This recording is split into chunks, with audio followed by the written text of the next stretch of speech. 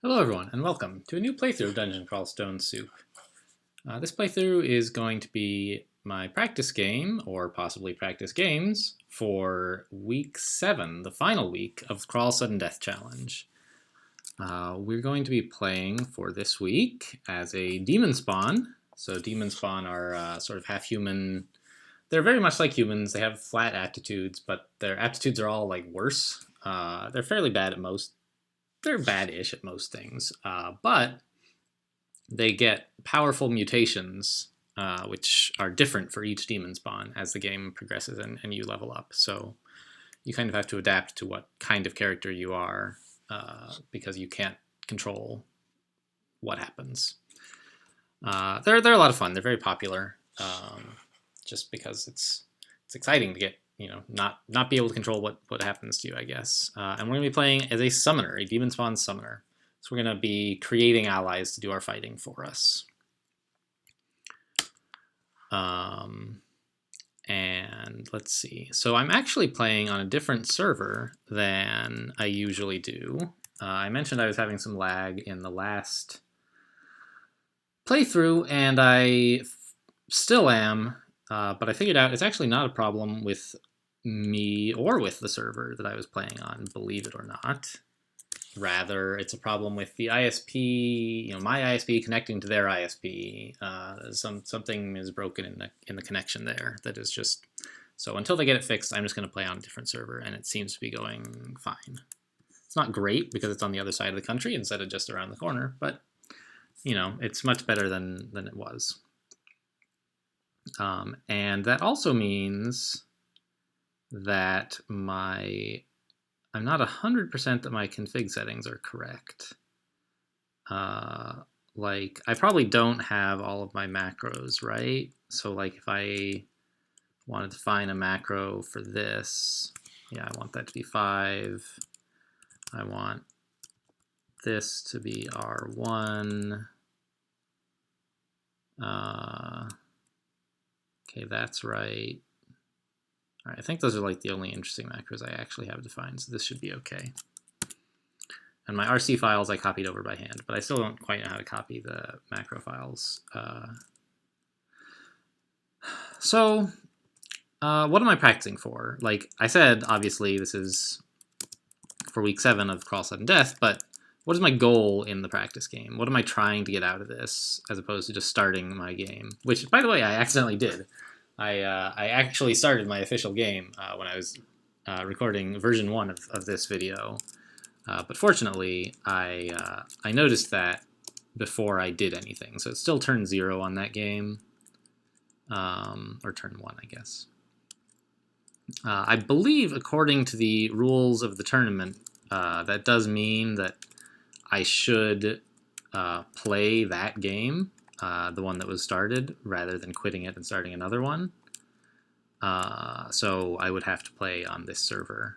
I think it would be fine if I wanted to not do that. Like if the connectivity issues get resolved and I want to go play on my native server, as long as I haven't started doing anything, I would just check with the guys running the tournament and make sure that they're aware that I'm doing this. Oops, no, don't get the dang rat corpse. I don't care about rat corpses. Get the boots. And of course I'm going to mutate hooves or something, or talons, something that'll stop me from wearing boots, just because I found some boots. This is not really how things work. Of course, the mutations are random and don't care what you've picked up, but people often feel like, where did he go? Oh, I thought it was an enemy bat, and so I summoned more bats, but it was just like mine who had snuck around the corner. Maybe? I don't know. Maybe it was an enemy after all. Anyway, people often think, it's much easier to notice when you get some ridiculous luck, like, oh, look, crystal plate armor, but I'm playing a draconian, so I can't wear it, or whatever. But that's just confirmation bias or selection bias or something like that. Really, you find stuff that's useless to you all the dang time. And you find stuff that's useful to you too, but you just don't think about it. You're like, aha, I'm a great person. I deserve crystal plate armor. Thanks for that.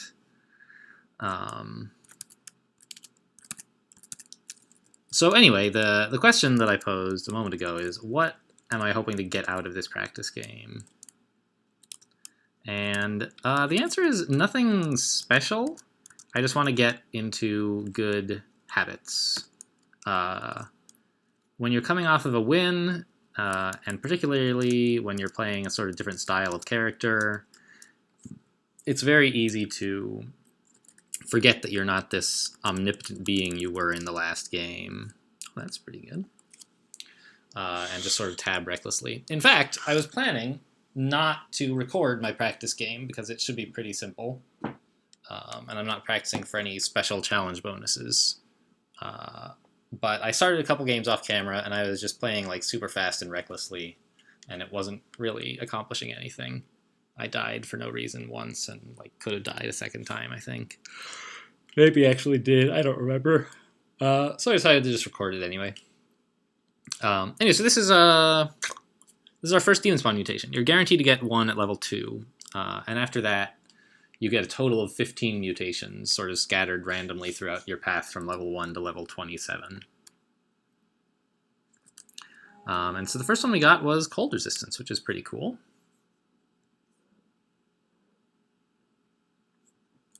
I think this later turns into like ice mail probably, and that's fun. But like just having some cold resist is great. You know, if I had to pick, would I rather have cold resist or fire resist? I don't know. I think if they're both pretty good. But so like demon spawn. Oh, whoops. Let me just memorize call imp here. Demon spawn is a pretty strong. I mean, it's strong-ish. It's not as fragile in the early game as Vampire, which helps. And they make fine summoners. They're no worse at summoning than they are at anything else. So I don't anticipate any particular problems with the early game as long as I play carefully. Summoner is a very strong background in general, because you can just sort of... your combat often doesn't involve you taking damage, and you've got all this flak that like you can just sort of throw in front of you to distract enemies while you retreat if things do go badly. I'm not the best summoner player in the world. Like I've won a summoner because, as I've mentioned before, I've won every background at least once. But you know, was I an expert at it? No. It was actually my first 15 rune win. Come to think of it, was my summoner win. Does that sort of means like, is it representative of a normal 3 rune game? Maybe not. I don't know.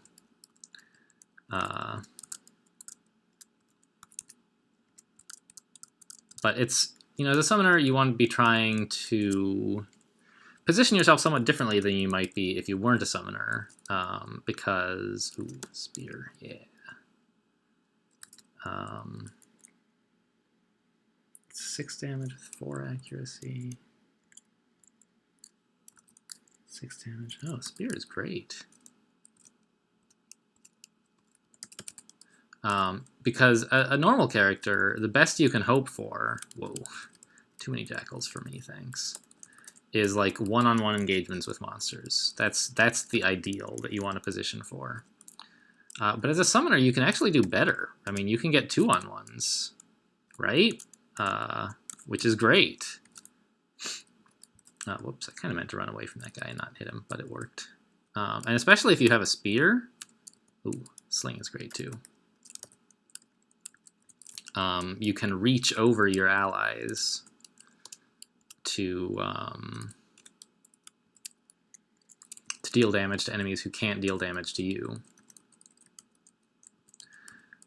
So that's an exercise in being a little different. It requires thinking slightly differently. Rapier, huh? I mean, that's pretty good for a short sword, right? It's the best kind of short sword. Short blade, rather. And as a summoner, like, you typically want to be meleeing guys eventually. Help out with your summons. And early on, I don't know. Do I want one of those? Maybe. A spear is pretty good, though. I think I'll stick with the spear. I would love to find some food, but if I don't, you know, it's not a big deal, really, I think. When you try to reach over a monster, whether friendly or unfriendly, you only have a 50% chance of success. It might fail. Whereas when monsters try to use reaching attacks, it always works. Yeah, hacks. But this is like, it would be just completely unfair if you could always reach over monsters. Summoner would be even stronger than they are now. Kyriados. I do love Kyriados, but he is not on this week's list of approved gods. The gods we want are Sif, Ashanzari, Dithmenos, and Fedhas. And I'm strongly inclined to go with Dithmenos, even though he's not. If someone said to me, you have to play one of those 4 gods and you're going to be a demon spawn summoner, I would say, all right, I want Ash, maybe Fedhas, I don't know.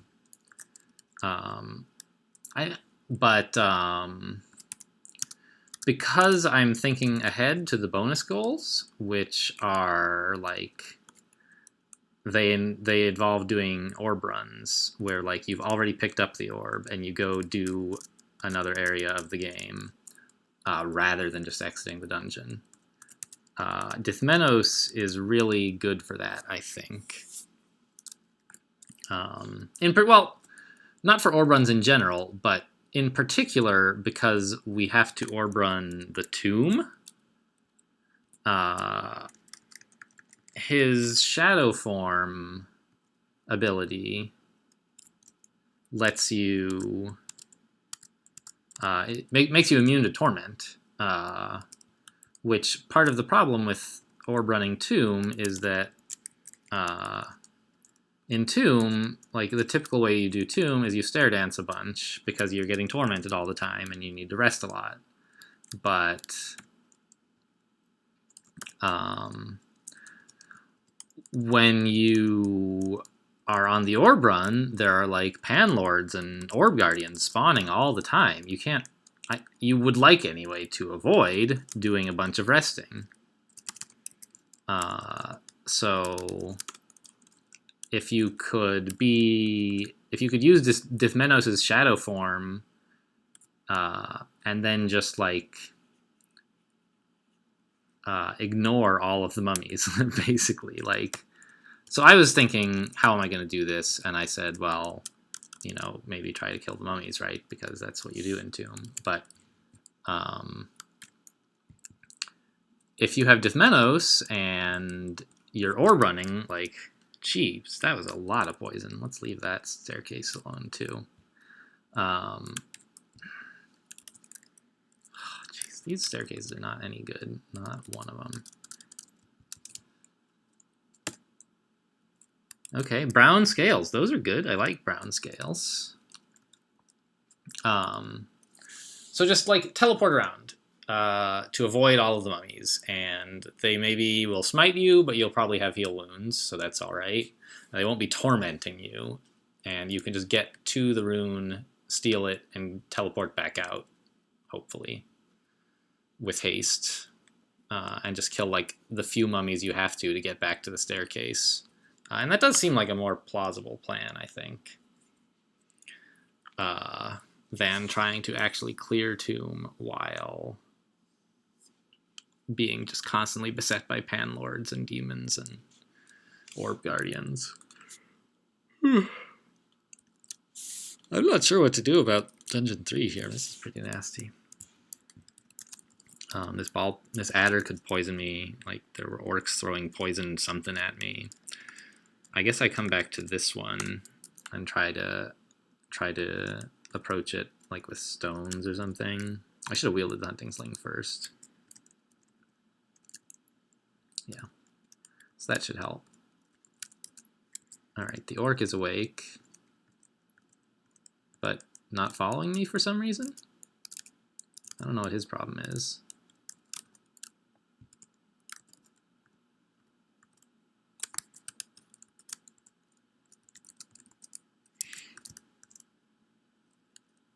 Yeah, he's right there. He just got confused about how to cross. Ooh, he has chainmail. I don't really want shiny chainmail, I guess, on this character.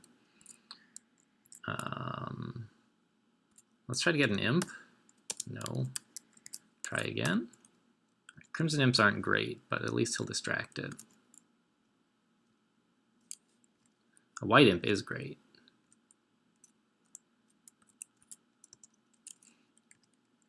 Even if it ends up not killing the Orc, it should do quite a number on him.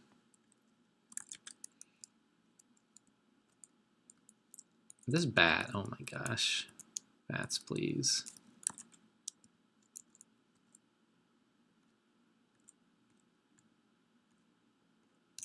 This Orc is actually healing through all of this stuff.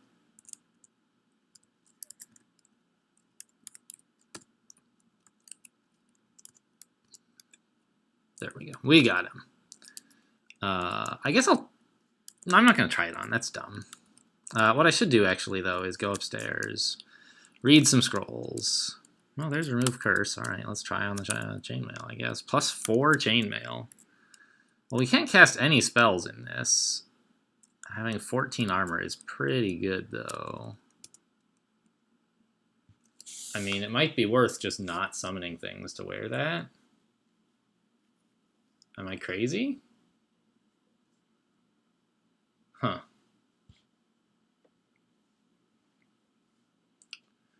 I'm not really very comfortable with how to make a transition like that this early on a spellcaster. Like, the summoning book is really good. If it were a worse book, I guess I would be more willing to do that. But, alright, there's teleportation. Enchant weapon, sure, hit up that spear, I guess. Identify a potion. Blinking, good. And let's memorize Call Canine Familiar. That's a great spell to learn.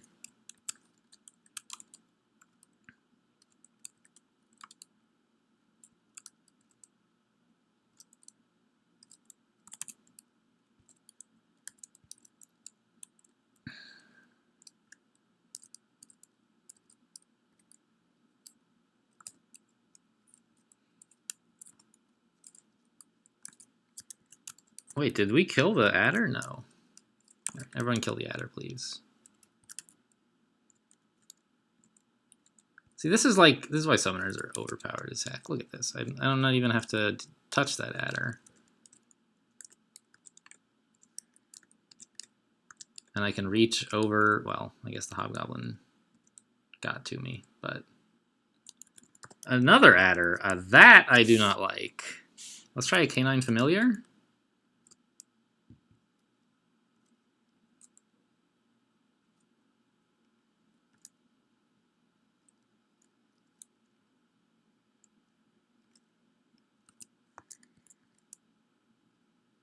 And I guess we, like, call an imp and trade places with him? Yeah, look at that. Take that, adder. Ain't no adders messing with me. Oh, they've got him surrounded. Oh, yeah. See you later, adder. Uh-huh. Oh my gosh, the adders in this game! Unreal! So summoners actually get an experience penalty as well, like just because they're so strong. Anything you kill with a summon, I mean, it's a little more complicated than this, but basically anything one of your summons kills for you, you get half experience, which is like, it sounds pretty significant, but since experience sort of scales the harder, like with how low level you are, or well, I don't know. As you get further in the game, if you're under leveled, you level up faster there. So you don't like get further and further behind in terms of levels. You are behind a little bit, but this is kind of fine because this week's challenge goals are about being a lower level than you usually would be. To get some stuff. Nice, more rugged scales. I love the hit point bonuses. So we've been fortunate that all three that we've gained a good mutation at. I mean, Demon Spawn mutations are all good, although some are better than others, and some are even debatably not very good at all. But we've gained particularly strong, I think, demon spawn mutations at every level, from 2, 3, and 4. And we aren't guaranteed to get any at 3 or 4. Like 2 is the only guaranteed mutation, and then you're just like guaranteed to get them by the end of the game, by level 27 rather, which the game might not end then. And it would also be nice, back on the topic of being underleveled for areas, I would like to get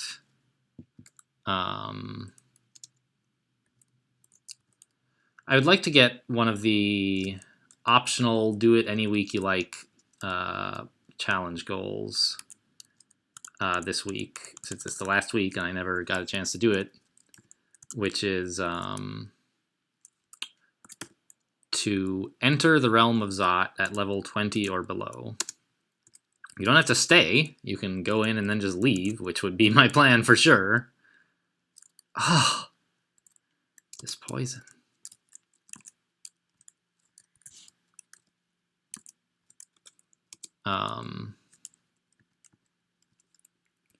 So losing experience to my summons is not as bad a thing as it normally would be. And I think even normally it's not like as big a deal as it sounds.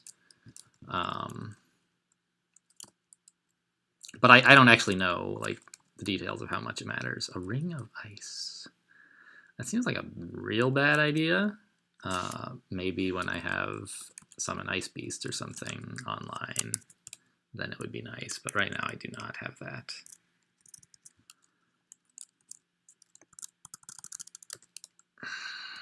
So this game feels all right. So we could take Fedos. There's Fedos. He's very strong early game. He's very strong like into the mid game as well. Late game, I don't know. I have very little Fedos experience actually. I won with Fedos early. Like the first time I took Fedos, I won. But I didn't really understand how to use him at the time. This was very early in my dungeon crawl career, and like every time I hear people say how to use Fedos, I'm like, that's not what I did in my Fedos game. And I think that's just because I was doing it wrong. And I would definitely play differently this time. Dithmenos, perfect. So far I'd say this character has gone very well.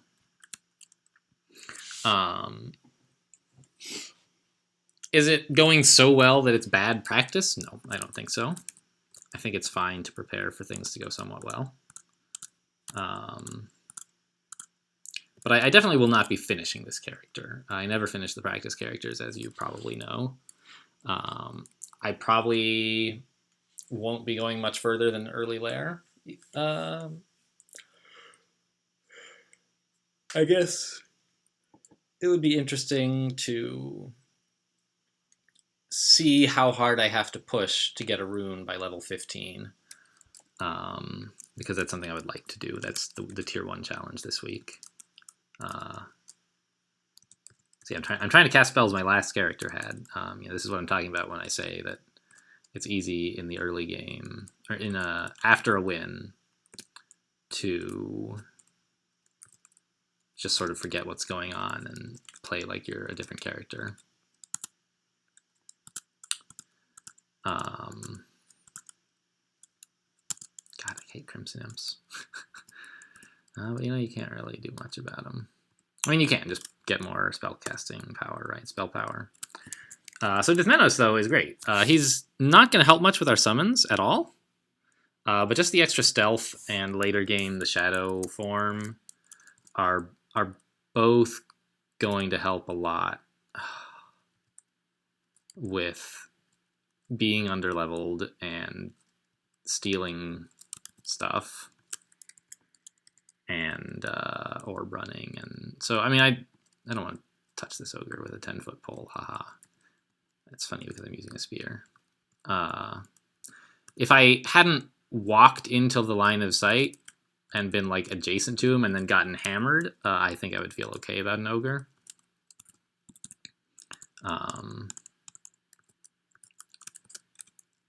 Like if I were fully rested, I would put down a couple summons and see how they do against him, and then maybe run away, maybe not.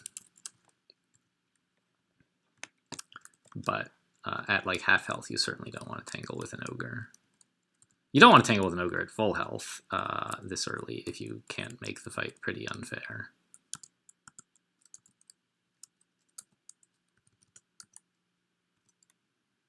Sling bullets. I should pick those up as well. Quarterstaff is a strong early game weapon, although again, as a summoner, I'm pretty happy with a sling. So I don't think, have we taken Dithmenos? I don't think we have. I mean, obviously this character has Dithmenos, I can see it right there. But on any previous games in the channel. So Dithmenos is the god of like stealth, darkness. You know, he hates it when you use fire. I wonder what happens if you call Imp. Does he just like not give you Crimson Imps? Do they get angry? If he didn't give you Crimson Imps, that would be like so strong. That would be ridiculous because Crimson Imps are like the worst, the only bad imp you can get. The others are all very strong. If you can reliably... No, you do get one. They just don't count as fiery. All right. Because he doesn't do any fire damage. That's fine. I was just hoping that it was like ridiculously overpowered. I think that would be a bug, honestly. It's just so strong. All right, how's it going over there, guys?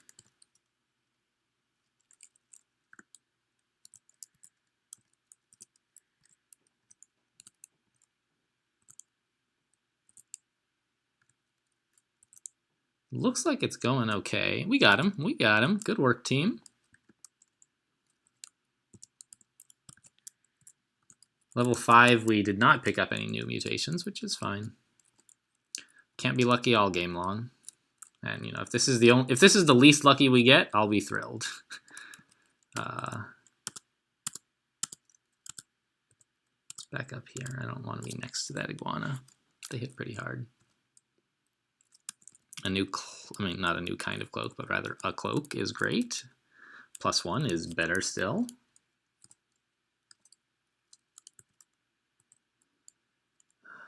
And let's just get a new imp, sure.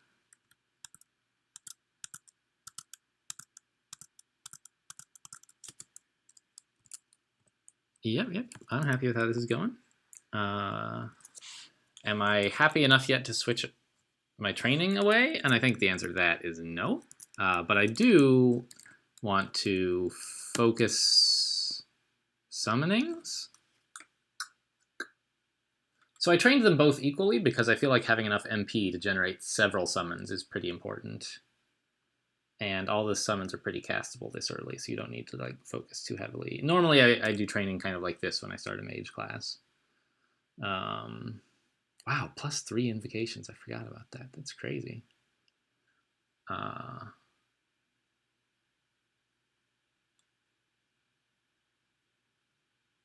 Summonings, yeah, I don't know. I would be nice to get Ice Beast up, for sure. But I don't think we need it for quite a long time. And I think I have enough spellcasting, so maybe the thing to do is not train either of those, but just like start on polearms. Keep training summoning for sure, but like let's get started. We're gonna be hitting things this game, so that's a little, I don't know. I think it seems like a sort of question of, he has a potion of Berserk? All right, good work, Mr. Quokka. You killed a Berserk goblin. Anyway, I think it's sort of a questionable choice whether to do that right now or what. A trident, that's great. Please give it to me. So tridents are attack of 9, so much better than spears, of course. Yeah, I think better even than a +1 spear, so that's cool. Magical power is great. I'm glad we stopped training spellcasting. All right.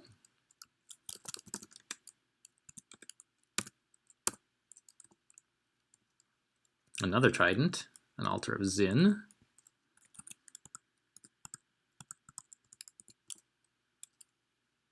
So here, the Scorpion we don't want to mess with, except vicariously. Yeah, okay, so evidently I should be even more careful, which is not surprising. I was not being very careful at all, honestly. All right, there they go. Now, yeah. See, I should just let my hound fight for me. I shouldn't really be doing that myself. Not against something threatening like a Scorpion. A shop. Has a Lantern of Shadows, a Lightning Rod. Those both are interesting to me. I don't know. A Lantern of Shadows seems kind of dumb, actually. Never mind. A couple good wands, boxes of beasts. It's all good. Dithmenos hates the fire items. It's fine. A Wand of Enslavement with 12 charges. That seems good. I think I'll take it. It might be worth training some evocations just to be able to use that and my Wands of Frost more effectively. Oh, I have 2 scrolls of Enchant Weapon. Wow. Can I enslave this guy at all reliably? No, not surprising. But I can, like, summon some stuff and then run away. That's how summoners do it. Whoa! I cannot run away. Hello, Prince Ribbit. Ow. Let's try another imp. Ow again. It is an iron imp, though. That's pretty good.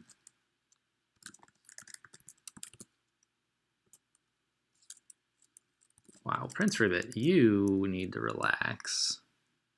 But we're in, like, serious, serious trouble here if he chooses to blink to us. But, like, he blinks randomly. So on average, that won't happen, right? And we can use summons to keep him at bay. Ow.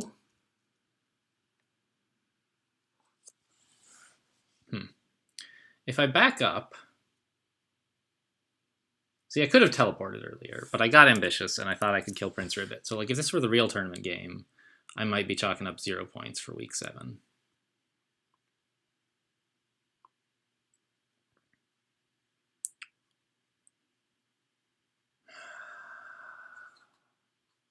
So I have, I think, like 3 options, basically. I guess 4 if you count quaffing some potion, which actually seems pretty all right. Something I maybe could have done a long time ago. Yeah, like maybe haste would have been pretty cool, huh? So I could walk backwards towards the stairs, which would give, like, I don't know. I think that would just make the situation worse. He's faster than we are, so he would be chasing us down. He's faster than any of our summons, except maybe the Hound. We could walk southeast, which gives him at least 1 attack on us, but keeps him near the summons, and then gives us an actual escape route to, like, the southeast. Maybe southwest would be better. We could just attack him ourselves with our trident, or we could, like, drink a potion.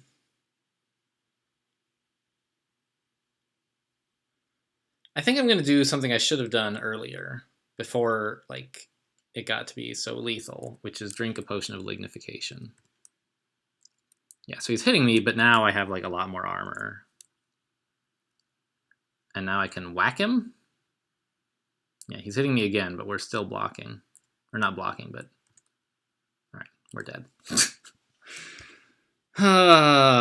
is why we have these practice games. Is it, though? I don't know. Like, was that really good practice? It's a good reminder that I shouldn't be stupid, that I should try to run away from things, which I didn't really do.